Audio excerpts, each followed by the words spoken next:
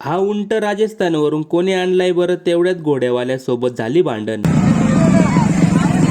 नमस्कार मंडळी, आज आम्ही सहकुटुंब चाललोय फिरायला. महाराष्ट्र राज्याची हद्द समाप्त करून सापुताऱ्यात पदार्पण केलं. पहिले म्हटलं सनसेट पॉइंटला जाऊया, आणि हे काय, इथं तर एकसे बडकर एक थार गाड्यांचा बाजारच मांडलाय. मग रितिशाने पण एक थार बुक केली, त्यात रॉयल एंट्री घेऊन एक 100 मीटरचा राऊंड मारला. सापुताऱ्याला आलोय आणि इथले उकडवलेले मकई खाल्ले नाही, हे कधीच होणार नाही. इथं फक्त एवढंच स्वस्त भेटतं, 20 रुपयाला मकई. त्याची टेस्ट घेत चाललोच होतो, तेवढ्यात ही पॅराशूट उडवणारी माणसं दिसली. आजपर्यंत आपण टीव्हीतच पॅराशूट उडवताना बघितलं आहे, आज तर डायरेक्ट बसून बघून घेऊ. पॅराशूट गेला उडून, आणि हा उंट राजस्थानवरून कोणी आणला असेल बरं, हा विचार करतच होतो. तेवढ्यात गणेश भाऊ घोडा घ्यायला गेले. मग त्यांनी या घोड्यावर एक चक्कर मारला आणि गेला ना भो त्यांना घोडा आवडून. कितीला देतो बोल? 150 रुपया देगा. त्यांचा व्यवहार सुरूच होता, तेवढ्यात रितिशाला बर्फाचा गोळा दिसला. मग एक ऑर्डर केला तिच्यासाठी, आणि भर पावसात गणेश भाऊ घोड्याऐवजी गाडी घेऊन आले. मग ड्रायव्हर बदलून निघाले घरी.